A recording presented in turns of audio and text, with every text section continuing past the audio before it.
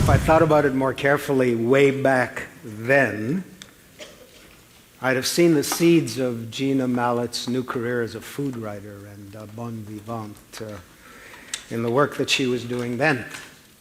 She came to be known first in these parts as a drama critic, and as a drama critic, she was feared for reviews, which more often than not sliced and diced the plays, the playwrights, the actors and directors, making minced meat and chopped liver of their empty soufflés of weak ideas and lousy productions.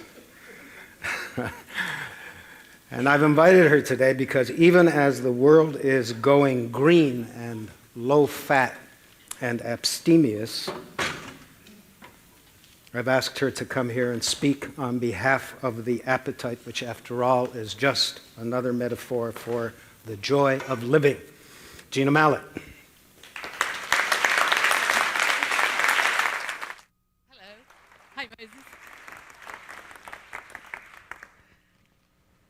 I've got to time everything because my last slide has to slot in. I tried to make a movie, and all I can say is what I'm saying is far less important than the computer. And actually that also is true now of almost everything, I think, in our world, is actually what we think is less important than how we actually have to do it. And it's true, I do not believe in the current fashion for green and local at the expense of taste. But anyway, as I haven't much time, I'm going to start. Hey, right, let's go. No. Is it worth the waiting for? If we live till 84, all we ever get is gruel. Every day we say a prayer. Will they change the bill of fare? Still we get the same old gruel. There's not a crust, not a crumb. Can we fight? Can we beg? Can we borrow or cash? But there's nothing to stop us from getting a thrill when we all close our eyes and imagine. That's it. That's what's happened to our food. It's basically all the people up here, I'm not going to talk about them all, but they all reflect in some way on what is happening to our food, and which has become like a surreal film. Maybe our world is like a surreal film now. Nothing really connects. Nothing much connects in food. Everyone has a different opinion. There's a mountain of misinformation about what we're eating and why we're eating it, etc. But first of all, I want to address the local issue, because I want to address the real problem, which was the tomato. The tomato has been in the news for the last 2 weeks for the simple reason that these food poisoning events are occurring more and more. It's very sad it's happening in the tomato, which is finally becoming really good to taste. But what the problem is, that we don't understand just how dependent we are on bacteria, or rather not dependent, they've colonized us. We have more cells, more bacteria in our body than cells, and mostly they're pretty nice. But when they go wrong, like the lower one is listeria. Now, there was a big, big fuss about raw milk now in this province, and there has for a long time been a big war between those who say raw milk cheese is the best taste, which I happen to believe, and pasteurized cheese isn't any good. And so partly that bacteria is responsible, because if it, by any chance it gets into the milk, you are a goner. But even so, even the French, who are considered cheese kings, even they have unfortunately got very scared about this, and what we're losing is taste in cheese. Only 2% of the cheeses in France now are made with raw milk, which I didn't realize. But even more disturbing, the great word terroir in food, which means, it comes out of a special territory and therefore has a unique taste, and this is what a connoisseur looks for. I believed this until I went to this village in Normandy. Okay, that's the story. When I went into this tiny village, which was really beautiful, a big tanker came down the street, and my host said, "Oh, there's our milk from Wales." So the Camberry reading isn't coming from France at all, it's coming from Wales. I thought that really sort of sealed what local now means. So the next thing, what is local? Well, when people say, I must eat some local food, of course, they're not talking about apples, which come from Borat's country, Kazakhstan, and have been brought west with enormous trouble. About 40 chemicals, whether they're organic or inorganic, doesn't matter, have to be used to get that apple to market. And clearly, we have a tremendous problem with apples because of the hatred of chemicals, which is actually rubbish. I expect many of you know that. Almost 100% of carcinogenic food is actually natural food. A very small percentage isn't. And this is one of the reasons, however, that made people very scared of apples, and I think it's about 20 years now. But Meryl Streep, I seem to recall, going before Congress and saying that a very tiny amount of a certain chemical was killing her children. Anyway, the amount of publicity given to the chemicals on apples successfully decimated the American apple industry, which was very sad and is still floundering around. We don't eat apples anymore, incidentally. One of the other big news stories was the British have given up oranges because they're too lazy to peel them.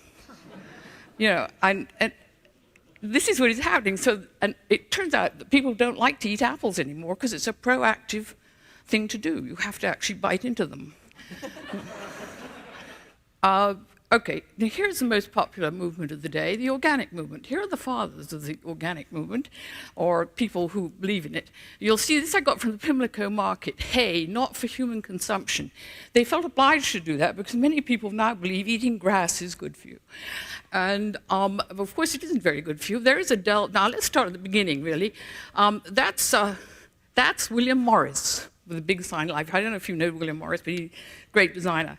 He was also an early communist, and he really believed that you had to live organically. And his idea of living organically was to be a cathedral builder in the Middle Ages. And he thought we should return to that kind of way of living and doing the same thing. He apparently never thought about what women did when they had children. They also had an organic life, and it was quite unpleasant. But remember, that was 125 years ago, so it doesn't really matter. The next person of consequence is Sir Albert Howard, who's the practical father of the organic movement. And he wrote his book, which was published just after World War II. And we used to listen to the radio in England, and they did a mock show called 20 Questions. They were sending it up on a comedy program. And it was a sort of show, 20 Questions. People would say, well, what are we going to do about God? Or what are we going to do about the atom bomb? And experts would say, oh, and on the send-up, they always ended up saying, oh, John, what do you think? And he would always say, the answer lies in the soil. And that's sort of the organic thing. Anyway, this lady here is Adele Davis, who is very famous and very, very, very popular. And she was particularly famous for saying if you drank a bottle of milk a day, you would never get cancer. She died of cancer. And there was another guy I couldn't get up there, J. Rodale, who really picked up on Sir Albert Howard. And very famously, he announced he was going to live to be 100. And he went on the Dick Cavett show and seemed to slump. And Dick Cavett said, are we keeping you up? And of course, he died. That was a very embarrassing moment. So then, here we have Prince Charles. Prince Charles is an organic farmer. He is the largest organic farm in the whole of Europe. And he is, not long ago, he said all Big Macs should be banned. Immediately, a 3-star Michelin chef got up and said he was all wet. The actual beef in Big Macs in England, or rather in Quarter Pounders in England, is very good beef indeed. And then he pointed out that Prince Charles's duchy products include a Cornish pastry, which is far, far worse for you in every way. But Prince Charles also has a problem that he has to, he now is a very successful organic farmer, and he has to try and sell it. And he can't just sell it in his little home store, which is peopled by women who look just like Paris Hilton. He has to go to the market. And in England, the market is only supermarkets. But his goods have to be trucked quite a way to the distribution center. And by the time they get there, they're wilted. because of course he doesn't want to do anything to them. They have to be just as they were when they left the farm. And so the supermarkets turn them down. Okay, now let's go to this great thing, which is everyone hates supermarkets. And I have in my time said, yes, they limit the amount of variety of food. But recently I went to this supermarket, Auchan, in Calais, and you'll see what the shopping basket looks like in Calais. You can buy almost anything in Auchan. You can buy very cheap wine, of course, and very good wine, and you can buy almost everything else. There's another reason I like supermarkets. Basically, they free women up. So it used to be, no one ever thought of this when they talk about being picky about food and taking a lot of trouble buying it. For a long, long time, women had to do that, and they got very bored of it. And women's liberation really knocked food out, it knocked cooking out, and it changed our attitude to food. Supermarkets were made for women. You can go in 7:24, buy what you like, and that's perfect. As for the argument that the food you're eating isn't healthy, I have absolutely no truck with that. You can pick and choose what you eat, and we haven't surrendered our choice yet. I mean, we're going to, and I'll point that out in a minute. Got to hurry here. Okay, what did happen to women when they left the kitchen? They gave up home cooking and they became celebrities. And whether they cook well or not is immaterial. And the latest news is to make a movie about cooks and cooking. And the next movie up is Julia Child, played by Meryl Streep, the woman who destroyed apples. Don't think Julia would approve of that.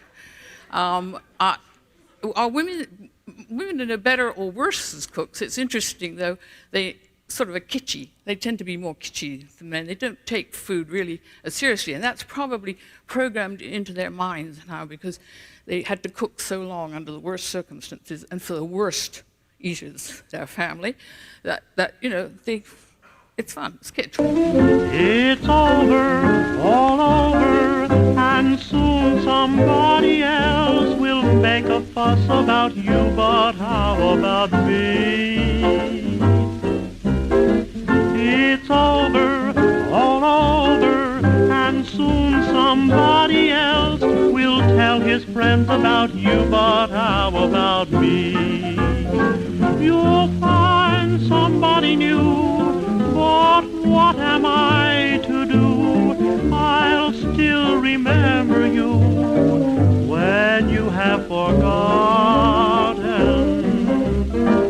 And maybe a baby will climb upon your knee and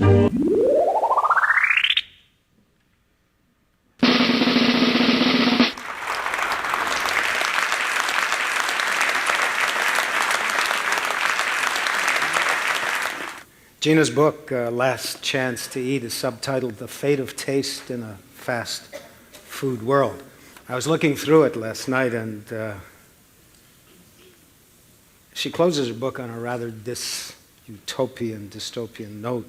She looks into the future, only a few generations hence, and in an otherwise bleak landscape of engineered facsimiles of food, she foresees something that she calls a GM Viagra berry, a huge cross between strawberries and raspberries fortified with vitamins and certain hormone replacements.